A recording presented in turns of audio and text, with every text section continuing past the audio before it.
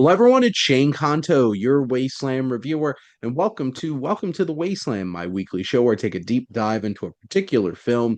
And moving on along in my series for Alfred Hitchcock, and we're in the early days of clockies for Hitchcock here. And joining me is Alfred Hitchcock enthusiast, probably one of the people why I'm doing this series in the first place. It Definitely. is my friend, podcaster. It is Adam Ritchie.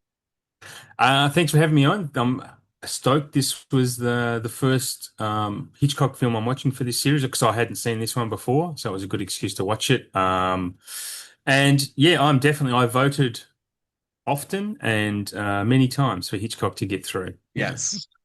And it did indeed happen, and now I'm on the 60-week journey going through the filmography of Hitchcock. But here, let's give a little bit of background here on Hitchcock's film Juno and the Paycock. But let's start with some background here on Juno and the Paycock. So this was released June 29th, 1930. It has a runtime of 94 minutes, based on a 1924 play by Sean O'Casey.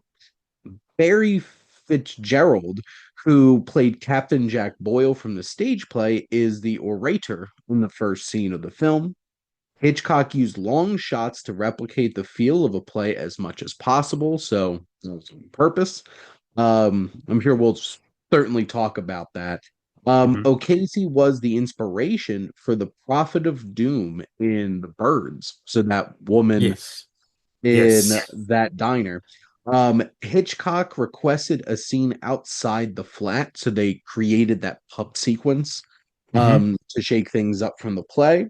Sarah Allgood played Juno in the play. Songs are deliberately the kind of like fake Irish music hall tune, so like Hitchcock like specifically wanted that type of feel for the film. And Hitchcock made quite a few changes to who performed actions throughout the film. So in the play, Okay. some of the characters were different in terms of some of those moments that propelled the story Uh, forward.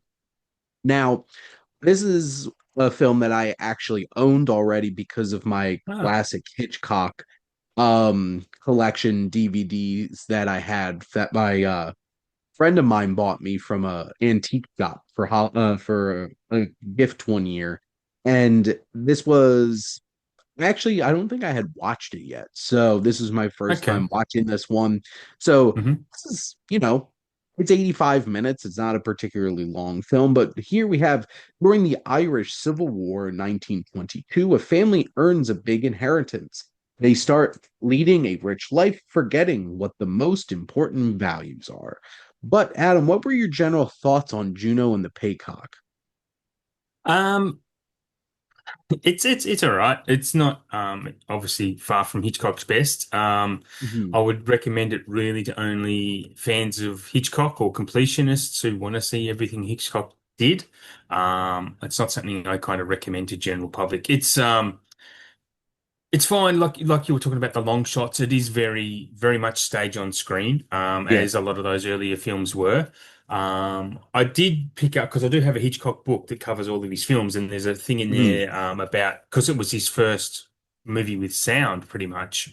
A lot of the sound was done on camera. The sound had to be recorded at the same time it was filmed because Mhm. there was no technology to dub and everything back in the day. And so some of the songs, there was a couple of little nuggets where a guy had to sing like when they was playing the gramophone. They actually had a band to the side playing, but the guy had to Yeah. sing with the pinching his nose, so it sounded like it was coming through the gramophone, which I thought was pretty fun. Um, Interesting. but yeah, but it was interesting to know that that is kind of deliberate that he did want it to be a bit like that. But I kind of one of my first notes was that the camera is not dynamic like a Hitchcock film, Yeah. but I really like the shots where he does the slow zoom in, and he does it quite a couple of times on Yeah. Johnny while everyone's talking. There's a couple of those things where people are talking off camera, but he's focusing on someone reacting. I thought that was some of the highlights and some early insight into what he's going to get up to in his future career. But overall, okay, if you're a Hitchcock fan, watch it. But otherwise, yeah, Yeah, move I on. one of the first things that I noticed watching the film was how static everything was. And Yeah. like you mentioned, in the notes, he's trying to go for that stage kind of feel. I was wondering if it was just limitations of Mm. the microphones because a lot of Yeah. early talkies were stuck like that. And I feel like when he did finally do like those zoom ins or any kind of camera movement that wasn't just static, they stood out Mm. Yeah, because it actually absolutely. felt like, oh, there's a little Hitchcock there. Hmm. And Hmm. having those little moments that make the film feel more interesting from a filmmaking standpoint. And it's one of those types of films where the more mundane moments really drag. And Yes, I have that but noted too. there's still certain moments that really stand out that we're like, okay, I can Mm. feel where these characters are, their emotion is. It's just a really inconsistent experience. And I Hmm. think, Adam, because, we do Cinematic Wasteland together, we've watched a few films Mm. that, like, okay, when it is going, it's going. Like, so much of Yes. the rest of the film's just like, My final note is it didn't need to be, it could, there's a lot of wasted space. 90 minutes is a long time for this movie because there's so much, like these scenes with them just singing and it's like mhm, stuff that just isn't driving the story and it's kind of, I wouldn't even say self-indulgent for those times, but I guess it's replicating the play. It was actually in the contract for the guy who wrote it. mhm, It had to be word for word as the play, so they couldn't interesting. play around with it. He did write that first scene as an extra to the play, so Mhm, it wasn't just all in the house. So that first scene with the murder, basically, that's all written just for the movie. yeah. Well, and it's one of those types of things where even like in today's technology, like this seems like an odd comparison, but I'm going to bring up like yesterday I watched Peter Pujar's Day, which is literally a 75-minute film about a woman interviewing a photographer about his day-to-day life because apparently like this is based on real events. She was trying to make like a mosaic of what artists' lives are like the mundane, the day to day.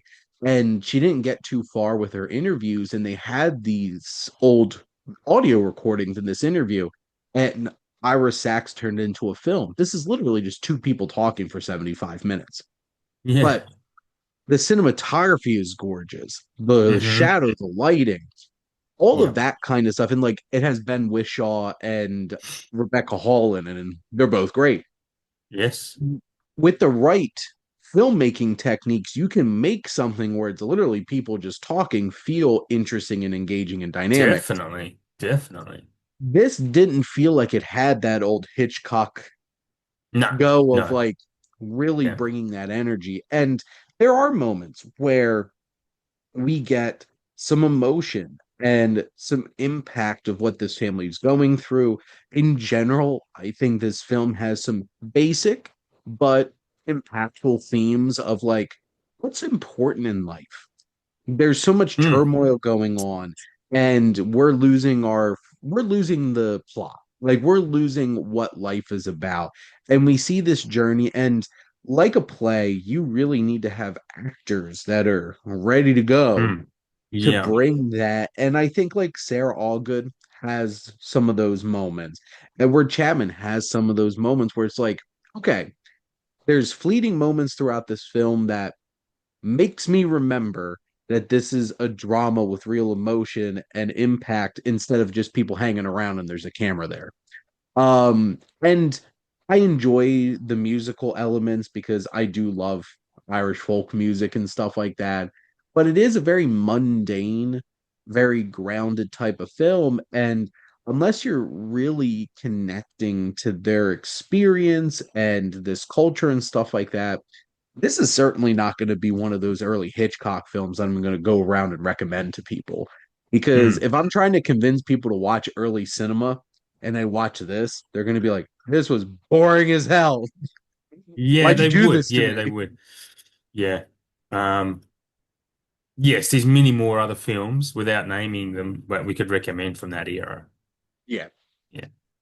But it's one of those things where the fleeting moments slightly elevates this film, but right now this is still Mm. pretty middle of the pack in terms of the Hitchcock films that I've watched so far, which there's a few that I've watched so far because I've watched 12. So this is my 12th Okay. episode of the series so far. Hmm. And there's like a big gap between this Yeah.